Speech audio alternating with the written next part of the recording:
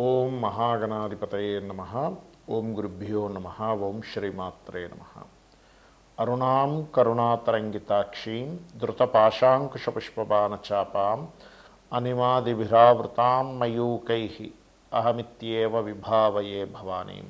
శ్రీమాత్రే నమః. ప్రేక్షకులకి ఆ లలితాంబిక అమ్మవారి యొక్క అనుగ్రహం పరిపూర్ణంగా కలగాలని మనస్ఫూర్తి కోరుకుంటూ మనం ఈరోజు డిసెంబర్ మాస ఫలితాలు, ఈ డిసెంబర్ మాస ఫలితాల్లో పర్టికులర్గా ఏ రాశి వారికి ఎలా ఉండబోతుంది అంటే, పర్టికులర్గా మీ రాశి వారికి రాశి తెలిస్తే రాశి చూసుకోండి, లేదు లగ్నం తెలుసు అనుకుంటే లగ్నం చూసుకోండి.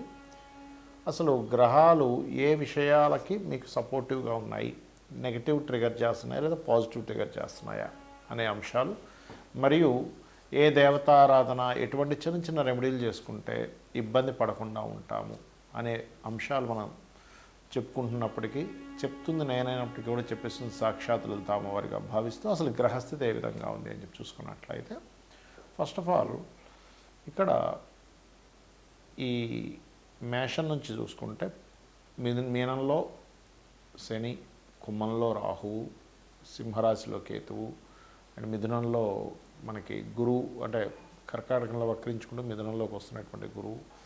అదేవిధంగా వృశ్చిక రాశిలో రవి, కుజ, శుక్రులు ఉన్నారు. కాకపోతే ఈ కుజుడు 7వ తేదీ నుంచి మారిపోతున్నాడు. తులలో ఉన్నటువంటి బుధుడు అదే రోజు వృశ్చికంలోకి వస్తున్నాడు. రవి 16వ తేదీ ధనస్సులోకి వెళ్ళిపోతున్నాడు. రవి కుజులు ధనస్సు రాశిలో కలిసి ఉంటున్నారు. అదేవిధంగా శుక్రుడు 20వ తేదీకి మారుతున్నాడు. ఈ యొక్క గ్రహస్థితిని అనుసరించి ద్వాదశ లగ్నముల వారికి, లగ్నం తెలియని రాశుల వారికి ఏ విధంగా ఉందనే విషయం మనం తెలుసుకుందాం.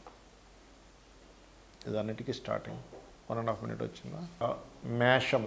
మేషం వారికి ఎలా ఉంది? లగ్నాధిపతి ఎప్పుడైతే అష్టమ స్థానంలో ఉంటున్నాడో 7వ తేదీ వరకు కూడా కొన్ని షార్ట్ జర్నీస్, ఇంటి దగ్గర ఉండకపోవడం, రకరకాల ప్రాంతాలకు వెళ్ళడం అనేది చూపిస్తుంది. 7వ తేదీ తర్వాత మీరు ఏదైనా పుణ్యక్షేత్ర దర్శనం చేసుకోవడం కానీ, కొంచెం హైయర్ ఎడ్యుకేషన్ రిలేటెడ్ సంబంధించిన విషయాలకి అనుకూలత ఏర్పడము, మరియు చేసేటువంటి ఉద్యోగంలో 9వ స్థానంలో ఎప్పుడైతే లగ్నాధిపతి వెళ్ళి కూర్చుంటాడో ఉద్యోగంలో మార్పులు చూపిస్తున్నాయి ఆఫ్టర్ 7th తర్వాత.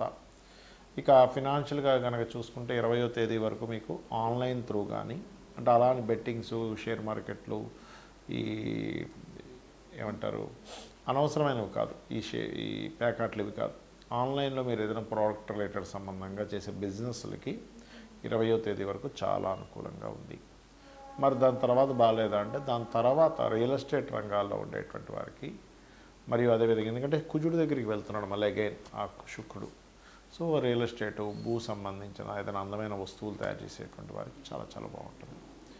అలాగే 7వ తేదీ వరకు మీ 3వ అధిపతి సప్తమ స్థానంలో ఉన్నందుకు కొన్ని వివాహ సంబంధించినటువంటి అంశాల్లో మీకు కొంతమంది చూడండి బంధువర్గం వారితో అనుకోని మిస్ అవ్వడాలు ఇలాంటివి ఉంటాయి. కాబట్టి కొద్దిగా మీరు ఈ బుధుడు ఎప్పుడైతే కుజరాశుల్లోకి వెళ్తున్నాడో, సర్వసాధారణంగానే మేషం వారు అప్పులు ఇవ్వడం, అప్పుల విషయాలు జాగ్రత్తగా ఉండాలని చెప్తూ ఉంటాను.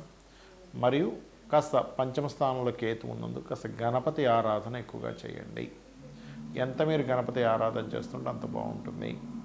అదేవిధంగా 20వ తేదీ తర్వాత మీకు పర్టికులర్గా వివాహ సంబంధించిన విషయాలు కూడా, విదేశీ సంబంధాలు బాగా సెట్ అవుతాయి, గుర్తుపెట్టుకోండి.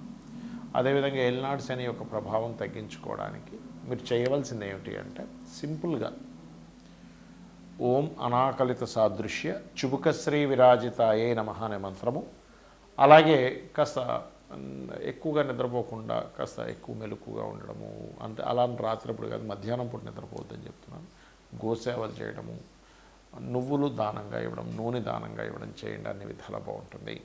చాలామంది నన్ను అడుగుతున్న అంశం ఏమిటంటే, గోచారంలో గ్రహస్థితి బాగోలేదు కానీ మన జన్మజాతకంలో బాగుంది, అప్పుడు ఎటువంటి ఫలితాలు వస్తాయి? అసలు జన్మజాతకంలో చూసి ఎటువంటి అంశాలు మనం నిర్దిష్టంగా, అంటే ఇది ఇలా చేస్తే బాగుంటుందని చెప్పొచ్చా అంటే ఖచ్చితంగా చెప్పొచ్చు.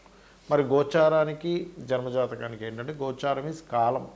మనం ఒక పని చేస్తున్నాం, ఒక బిజినెస్ చేస్తున్నాం, మార్కెట్లో దానికి డిమాండ్ ఉంది అన్నప్పుడు మనం ఎలా చేసినా బిజినెస్ వెళ్ళిపోతూ ఉంటుంది, ఎందుకంటే దానికి డిమాండ్ ఉందంటే. ఉదాహరణకి కోవిడ్ టైంలో మాస్కులు, శానిటైజర్లు ఈజీగా అమ్ముడుపోయాయి. ఎవరు పెట్టినా అమ్ముడుపోయాయి. కానీ ఆఫ్టర్ కోవిడ్ అయిపోయిన తర్వాత వాళ్ళు అమ్ముడు పోవాలంటే పోదు. ఎందుకు? కాలం అప్పుడు అనుకూలించింది, కాలం అక్కడ అనుకూలించలేదు. గోచార ఫలితాలన్నీ కూడా ఏంటంటే కాలం ఎలా ఉందని చెప్పేది.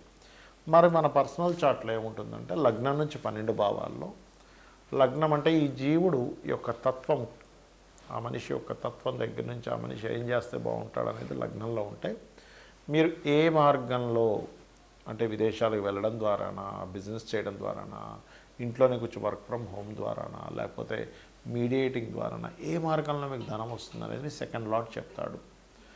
అది మీ పూర్వజన్మలో చేసుకునేటువంటి పుణ్యం ఆధారంగా ఆ పలానా ప్లానెట్కి వచ్చి ఆ ప్లానెట్ రిలేటెడ్ సంబంధమైనటువంటి రీడింగే ఆస్ట్రాలజీ.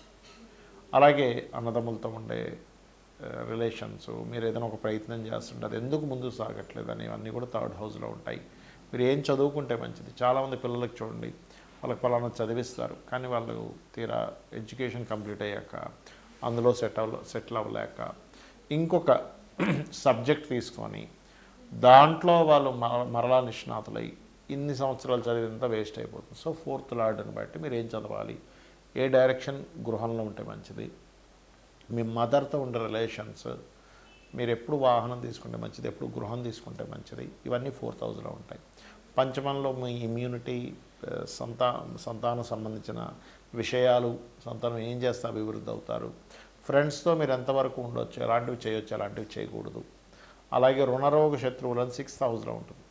సో 6th హౌస్ని బట్టి మీకు ఎటువంటి హెల్త్ ఇష్యూస్ వచ్చే ఛాన్సెస్ ఉన్నాయి, ఎటువంటి రుణాలతో ఎక్కువగా మీరు ఇబ్బంది పడే ఛాన్సెస్ ఉంది, శత్రుత్వాలు ఎప్పుడు వస్తాయి, ఆ శత్రుత్వాలు తగ్గడానికి ఏం చేయాలి. సో ఎప్పుడు కూడా 6th హౌస్ డియాక్టివ్ అయిపోవాలంటే 5th హౌస్ మనం యాక్టివ్ చేయాలి ఆ రకంగా. అలాగే మరొక విషయం ఏంటంటే, అసలు చాలామంది చేసే మిస్టేక్ ఏంటంటే, అసలు ఇవాళ రేపు సొసైటీలో వివాహాలు విచ్ఛిన్నం అవ్వడానికి ముఖ్యమైన కారణం కేవలం పాయింట్స్ చూసుకొని వివాహాలు చేసేసుకోవడం. అది పూర్తిగా తప్పు. 36కి 18 వచ్చాయా చేసేస్తున్నారు, అది పూర్తిగా తప్పు. అసలు మీ పర్సనల్ చార్ట్లో పాయింట్స్ జస్ట్ 5% ప్రాధాన్యత చూపిస్తే అసలు మీ జాతకంలో ఎప్పుడు వివాహం చేసుకోవాలి, what is the right time అంటే ప్రతి వ్యక్తికి కూడా 18 to 20 ఇయర్స్ నుంచి, ఆల్మోస్ట్ కొంతమంది 16 ఇయర్స్కి అయ్యే ఛాన్సెస్ కూడా ఉన్నాయి. బట్ ఒక యుక్త వయసు నుంచి ఒక ఏజ్ వరకు అంటే ఒక 30-40 వరకు కూడా ఒక 5 times, ఆల్మోస్ట్ 3 to 5 times వాళ్ళకి వివాహ యోగం అనేటువంటిది ఫామ్ అవుతూ ఉంటుంది. అసలు అది ఏ ఇయర్స్లో ఫామ్ అవుతుంది, ఏ ఇయర్లో చేసుకోకూడని సమయాలు ఉన్నాయో తెలుపుతుంది మన జ్యోతిషాస్త్రం. అంటే ఇక్కడ ఏంటంటే, ఒక వ్యక్తి బిజినెస్ పెట్టాడు, అసలు డిమాండ్ లేనటువంటి సమయంలో బిజినెస్ పెట్టి నాకు బిజినెస్ కలిసి రాదంటే అలా మే తర్వాత మనం స్కూల్ బుక్స్ లేకపోతే బ్యాగ్స్, స్కూల్ డ్రెస్లు అమ్ముదాం అనుకుంటున్నాం జూన్లోనూ జూలైలోనూ. అయ్యో ఏమిటోనండి, స్కూల్ బుక్స్ అసలు ఎవడు కొనట్లేదు, బ్యాగ్స్ ఎవరు కొనట్లేదు, స్కూల్ డ్రెస్లు ఎవరు కొనట్లేదు అంటే ఆల్రెడీ స్టార్టెడ్. నువ్వు మే ముందు అంటే జనవరిలోనూ ఫిబ్రవరిలోనూ అమ్మితే నువ్వు కొంటారు.